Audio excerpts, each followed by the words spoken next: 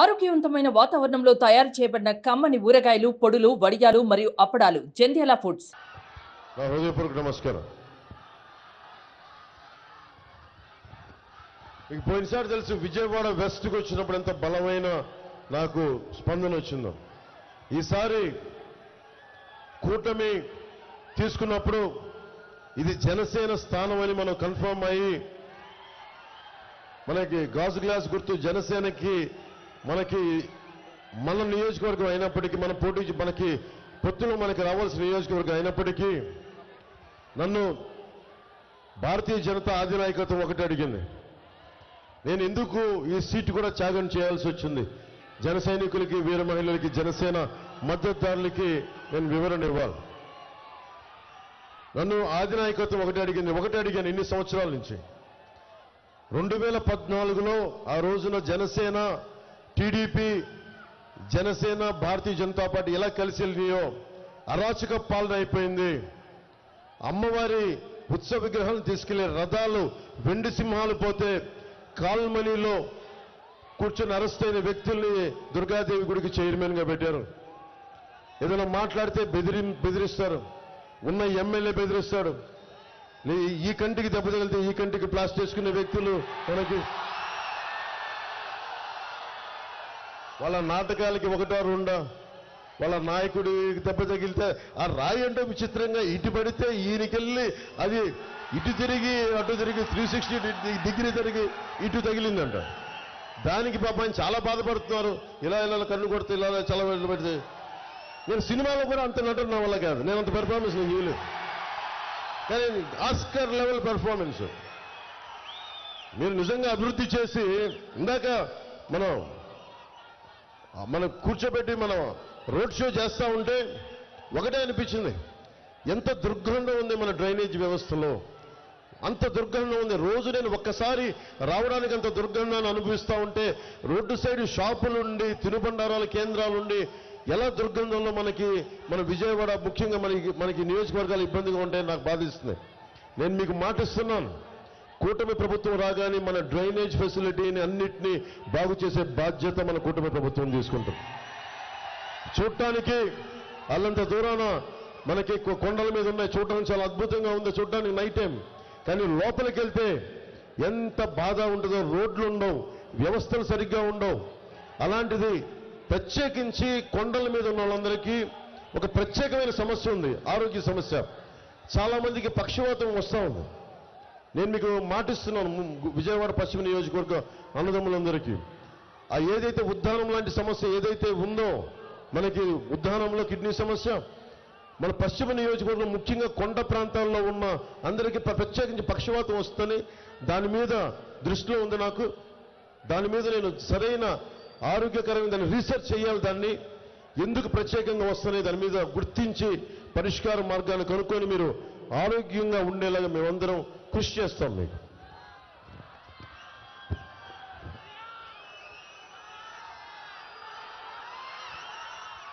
Vijayawada east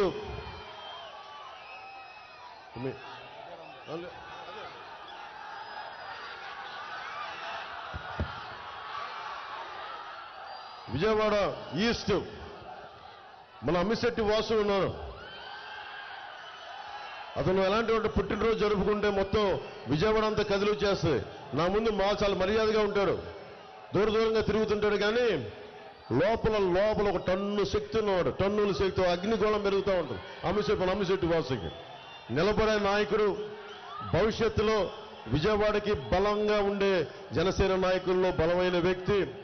ఈస్ట్లో బాధ్యతలు అప్పగిస్తే గద్దె రామ్మోహన్ రావు గారు సిట్టింగ్ ఎమ్మెల్యే, వారి కోసం వాసు మనం ఆయనకి ఇవ్వాలి అంటే ఒక్క మాట మాట్లాడలా.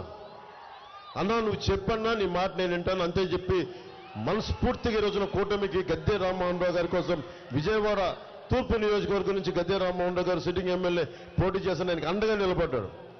అమ్మిశెట్టి వాసుకి మన విజయవాడ ప్రజలందరి తరపున, జనసేన పార్టీ తరపున నువ్వు ఇంత అండగా కూటమికి నిలబడినందుకు మనస్ఫూర్తిగా నా హృదయపూర్వక కృతజ్ఞతలు వాసు నీకు.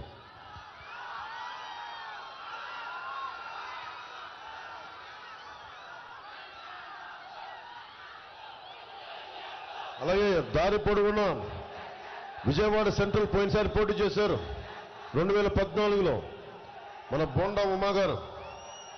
వారికి నా హృదయపూర్వక నమస్కారం.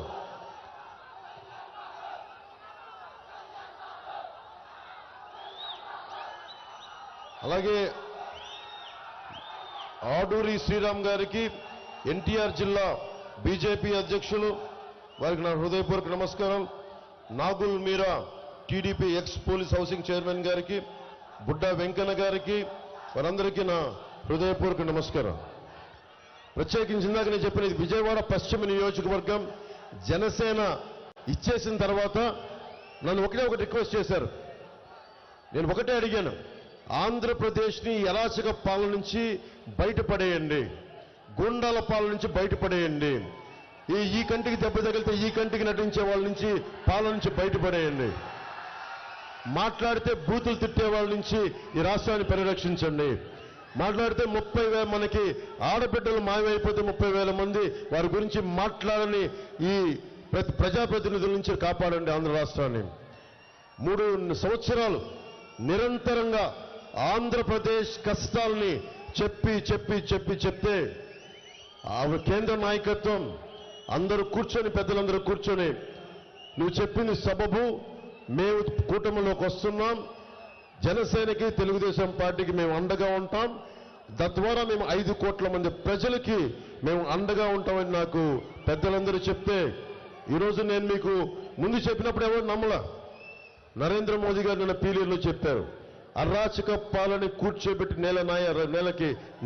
నేలకి తీసుకొస్తాం, వాళ్ళని ఆకాశంలో ఎగురుతున్నారు, వాళ్ళందరినీ నేలకు తీసుకొస్తాం చాలా బలంగా చెప్పారు. సో నరేంద్ర మోదీ గారు వీళ్ళంత పెద్దలు వారందరూ కూడా విజయవాడ ఈయనకి బలంగా నిలబడ్డ వ్యక్తి. సుజనా చౌదరి గారు, ఈయనకి రాష్ట్ర విభజన జరిగినప్పటి నుంచి ఆయన రాష్ట్ర హితం కోసం పాటుపడతా ఉన్నారు.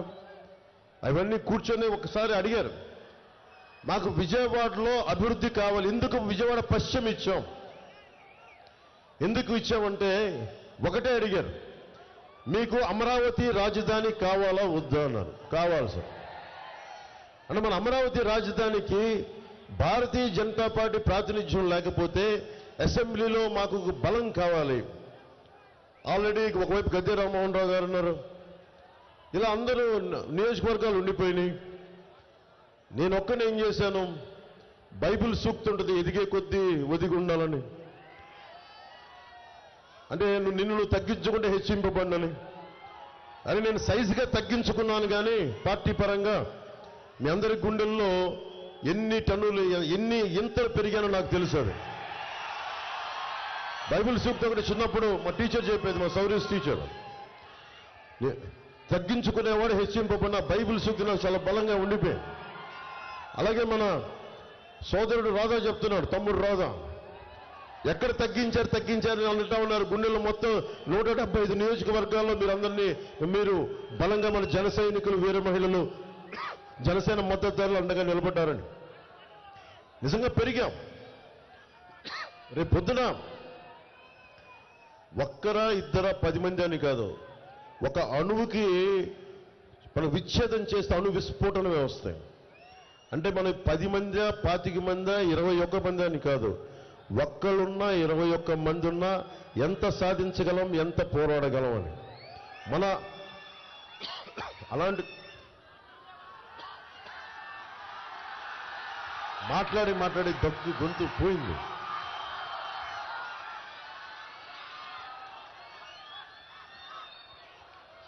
ఇది మనం ఎందుకు పెట్టుకున్నాను సార్, ఒకటే చెప్పారు కేంద్ర నాయకత్వానికి, మా విజయవాడ సీటు పశ్చిమ బలంగా ఉంది, మాకు కూటమి కోసం తగ్గాను. మళ్ళీ ఇంకొక మారు నాకు ఒకటే కోరుకున్నా, 5 కోట్ల మంది ప్రజల్ని పరిరక్షించండి, అమరావతిని రాజధాని చేయండి, నేను తగ్గుతానని. అమిశెట్టి వాసుకు చెప్తే అమిశెట్టి వాసు వెంటనే వెనక్కి వెళ్ళాడు. స్థానిక ఉండే జనసేన నాయకులకి నా పేరు ఉటంకించడం ఇష్టం లేదు. నేను పెంచిన వ్యక్తి అతను ఎవరికీ తెలియదు విజయవాడలో. నేను పెంచిన వ్యక్తి, అండగా నిలబడ్డ వ్యక్తి, లాస్ట్ టైం కూటమి అప్పుడు నిలబడ్డ వ్యక్తి, ఈరోజు కూర్చొని నేను పెంచిన వ్యక్తి వైసీపీ మాయలో పడ్డాను తిడతా ఉంటే నాకు ఒకటే అనిపించింది, నేను అలాంటి భయాలు నాకు లేవు. ఇందాక టీవీ ఇంటర్వ్యూలో కూడా చెప్పా, జనసేనకి ఒక్కటే, జనసేన నాయకులు ఎవరైనా సరే బలం జనసేన నాయకులకి, జన సైనికులు, వీర మహిళలు. క్యాడర్ బేస్డ్ పార్టీ, సిద్ధాంతం బేస్డ్ పార్టీ ఇది. నాయకులు జనం నాయకులకు బలం అవుతారు, కానీ నాయకులు కూడా అది అర్థం చేసుకోవాలి. నేను పోయినసారి ఇదే పశ్చిమం కోసం సిపిఐ వాళ్ళతోటి అడ్డంగా నిలబడి సీట్ని మనం తీసుకొచ్చాను నేను. అలాంటిది నన్ను కూర్చొని తిడతా ఉంటే నాకు ఒకటే అనిపించింది. నాకు చెప్పారు వాళ్ళు తిడుతున్నారంటే నాకు ఒకటే అనిపించింది, ఇవన్నీ భరించకపోతే నేను నాయకుడిని ఎందుకు అవుతాను? అంత భయపడిపోతావా? అరే ఏదైనా సరే, వ్యక్తిగత కారణాలు ఏదైనా కావచ్చు, మనస్ఫూర్తిగా చెప్తాను కదా, నా మీద విమర్శలు చేసి పశ్చిమ నియోజక మాజీ జనసేన నాయకుడు నేను క్షమిస్తున్నాను ఈరోజు.